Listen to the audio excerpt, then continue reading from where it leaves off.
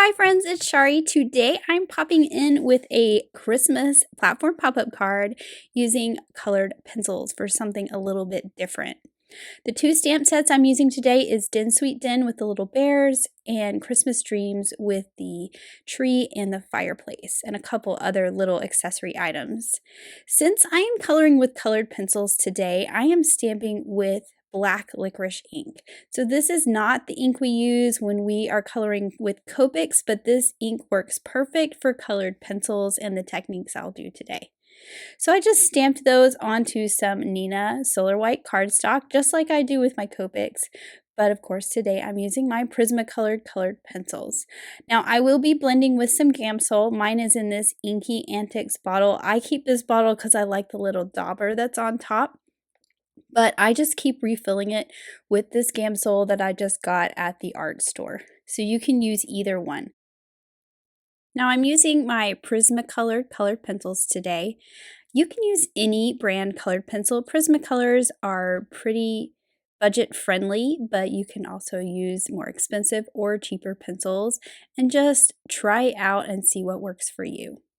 Now the trick to colored pencils that I have found is to start light and build your color up. So of course I'm starting with this lighter green and kind of going all over with a lighter layer of the green. I'm not pushing too hard. I don't want to put too much of that color down from that pencil.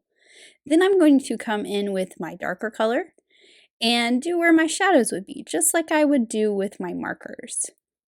A lot of times we start with our dark color first with the markers and then blend it out, and I'm doing the opposite with my pencils. So I'm just going under each of the layers of the tree and under the ornaments. Now it does look kind of rough, but I'm going to blend that out with my Gamsol eventually. I will show you that you can go back in with that lighter color and start to color over the darker color. And you'll start to blend the two colors together a little bit, and you'll work out that kind of harsh line that I created. I'm not going to do too much of that on this because I plan on using the Gamsol to make it this nice, soft, dreamy look. So here I have my little paper stump piece, and I have one for every color. So this is my green one. And you can see the difference between that top piece and the pieces at the bottom where I have not blended the two colors together. So Gamsol just breaks down the wax a little bit and moves the pigment together. So you get that shiny look from your pencils sometimes, and this is actually going to give you a nice soft look without that shine.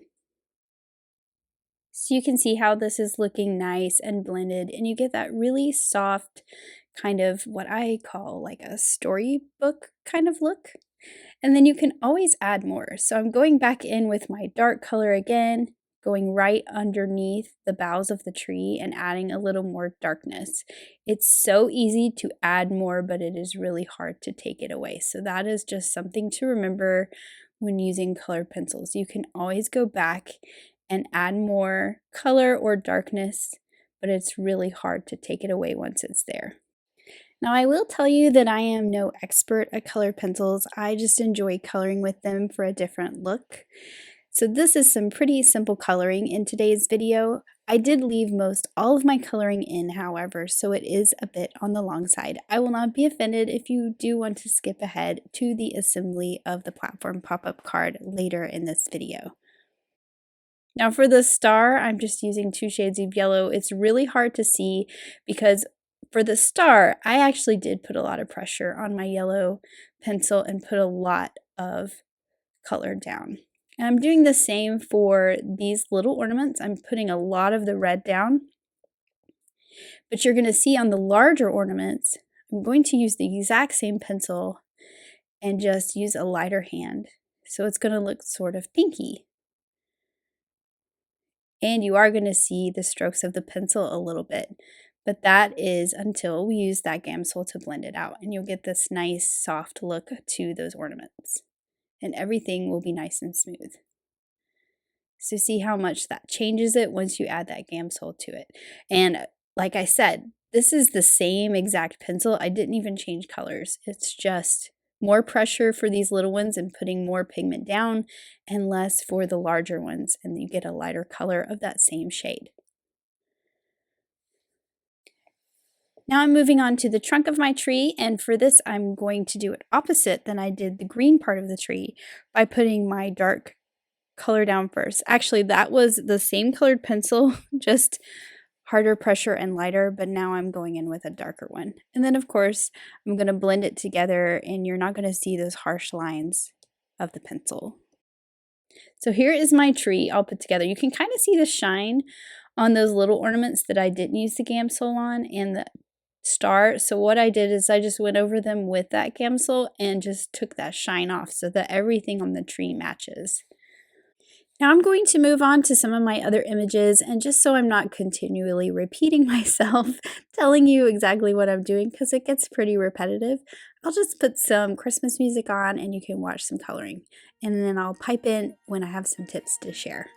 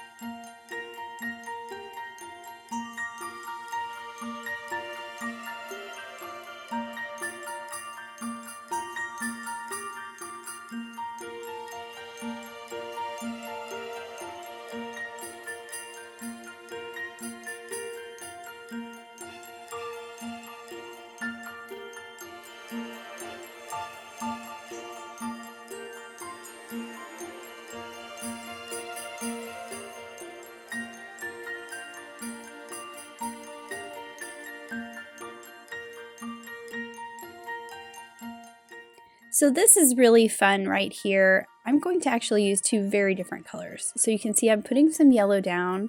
This is sort of my glow of my fire. And then I'm going to pull in a gray and sort of blend the two colors together. And I do think that this is something that at least I struggle with markers, is blending two very different colors together. So you get this transition between the two. But I think it's a lot easier to do with pencils. So you can see there, it all looks gray, but then you get kind of the yellow.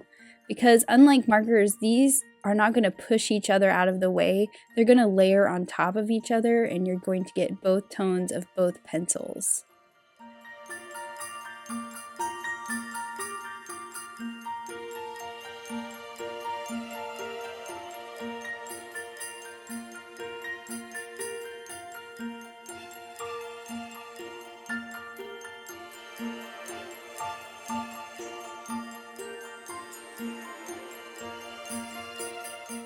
Now, if you color directly over your stamping like I did here on the little note, it will dull those letters, but once you go over with the Gamsol, they will darken back up just a bit. I'm going to be doing the same thing on the noses of the bears.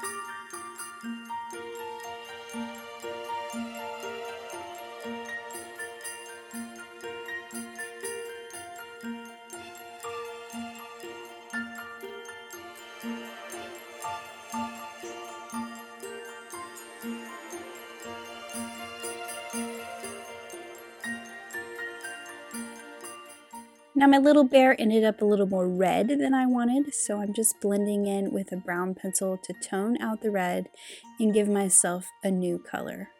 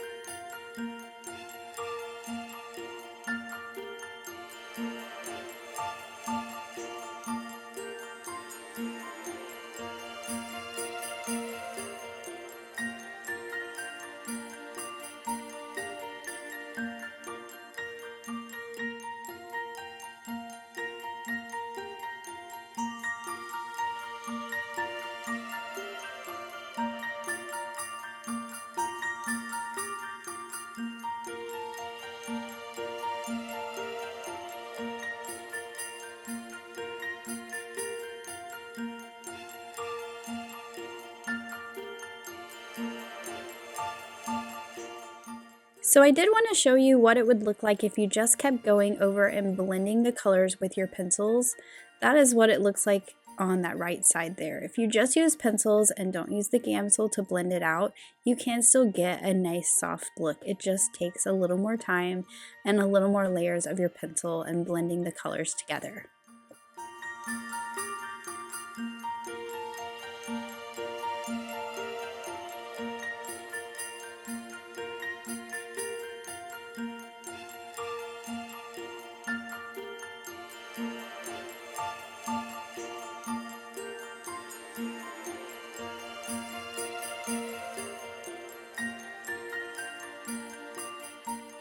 So I have all my images colored. I actually don't have the mug colored yet. I am going to color that red, but I'm going in with a black glaze pen and giving the bears a cute little black shiny nose. So you can see how that black glaze just makes it a shiny nose and they really stand out. And then I'm also going to go in with a white gel pen and add some details. So I'm just adding details to those bricks, giving them a little bit of texture with dots. I'll also add some shine to my ornaments. And then I am going to add a little snowflake detail on my mug and kind of decorate that up a little bit. So now that everything is colored and I have my little details, I can use the coordinating dies to cut everything out, including the little hands of the bear because he's going to hold that cute little mug that I added that snowflake to. Now I can work on the platform pop-up part of my card, and I am using this pattern paper from the Nitpicky Winter collection. This is the red one. This is Warm Beanie, I believe. So I've cut this from some 12 by 12 paper so that I have a nice pattern on both sides, and I'm going to be using that smaller pattern with the snowflake sweater pattern on it for the outside of the box. I'm also cutting a piece of the green 12 by 12 pattern paper. This one has a smaller pattern on it. I'm just cutting that top piece of the platform pop-up, so the piece that has the little slot on it. And then I'm trimming off along the score lines.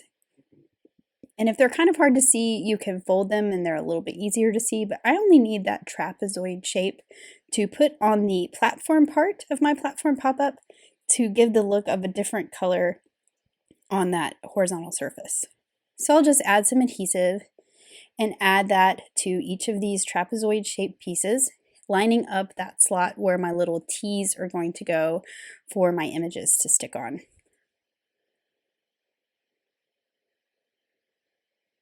So now that I have both of these pieces done, I can move on to those little T's. I've cut 3 of those, and I've cut 3 of that little hillside shape from that same green Nitpicky pattern paper. And I'm just adding some double-sided tape across the top of that T. And then I'll go ahead and add my little green hillsides, or I guess we should say this is the carpet of the den, to each of the T's. So the patterns are going to be a little bit different, but a lot of it is going to be covered up by the images that I'm adhering. So I'm not really worried about the fact that my sweater patterns are different. This just gives it some nice, fun texture. So I have my 3, and then I'm going to put my double-sided adhesive onto the tabs of the box pieces. So you need it on that long tab and the short tab, just those 2 places. I've already folded on all my score lines previously. And then I can add a little bit to the bottom of 2 of these T pieces. And then the one that goes in the center, I'm chopping that little fold off. So I'm just setting that one aside because it's going to go in the middle. So I'll fold that on the score line, and this is going to be my front piece. So I've got this lined up facing the front side, and then I just folded it down and folded it over. Now this is my back side, so I've got it turned the other direction, and I want to make sure that I have this little hill facing that center part of the box. And then I can just press that down as well.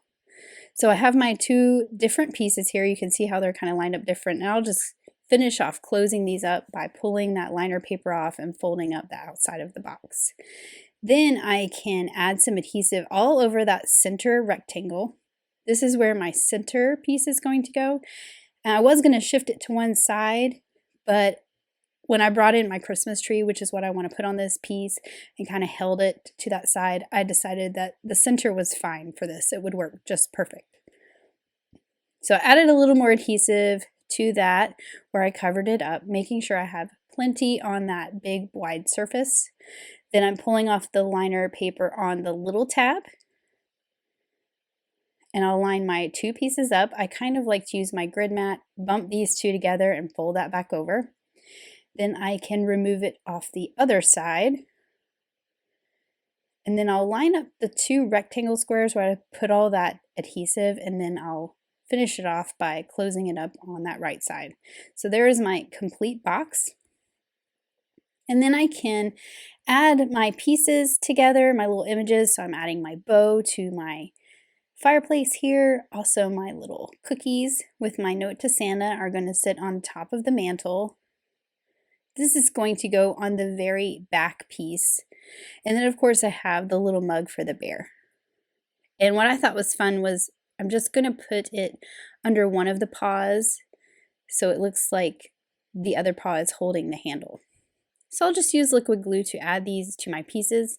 I'm adding that fireplace centered up on the backmost piece, the Christmas tree to the left on the centerpiece, and then the bear to the right on the front piece. And that way it frames up the fireplace nicely. And then of course I have my little sleepy bear, and he's going to go in the floor on the very front. So here's my complete little box, but once I got it all together, I felt like it needed like a backdrop to it, like the walls of the den. So I'm using the platform pop-up add-on. I've cut that from some kraft cardstock, and then I'm going to run it through with the stitch wood grain backdrop to give me those stitched wood grain lines. Now I'm using some tea dye distress ink, and I will also use the gathered twig, which is the darker on the left side, to kind of add some darker color. I just felt like the kraft was a little too light, and when I looked at the paper bag cardstock, I thought it was a little too dark. But also, I really like the inking because it brings out those stitched wood grain lines. Now I'm folding on the score lines, and I'm being very careful because when you have those stitched lines in there, it kind of wants to fold on those. So just be very careful folding those on the straight scored lines. And then I'm adding a line of that really thin double-sided tape just to the very, very bottom. This is going to fit on the inside face of that edge of my box. So I'll just pull off that liner paper, and then you can easily just line it up and tuck it into that back part on the inside of the scalloped edge at the top of the box. And if you have a hard time getting in there to kind of stick it together, I'll just flatten it back out and make sure I have that all nice and stuck down. So now you can see how that background really helps the look of this card. So it folds down nicely, and then it pops up with this cute little Christmas scene. But of course, no Christmas card is complete without a bit of glitter and sparkle. So I'm adding some stickles to the star and the ornaments and the fire. Now, if I had thought of this ahead of time, I would have added it first and let it dry before I assembled my card, but I always add my glitter at the end, and that's just how I work. For this sentiment, I'm using Have a Cozy Christmas. This is from the Den Sweet Den stamp set, and this actually fits perfectly inside this stitched rectangle that fits on the front of the platform pop-up. So I'll just hold that in place with a little bit of tape and die cut that, and then add it with a little bit of liquid glue to the front of my box. And then here is my finished Christmas platform pop-up. I love those cute images. I love the coloring with the colored pencils, and that sweater nitpicky paper and that wood grain background are just perfect. So I hope you've enjoyed today's video, and maybe this will inspire you to try out colored pencils, but of course you can always color with Copics and make a super sweet, cute Christmas card as well. Thanks so much for watching. Have an amazing day and a Merry Christmas. Bye!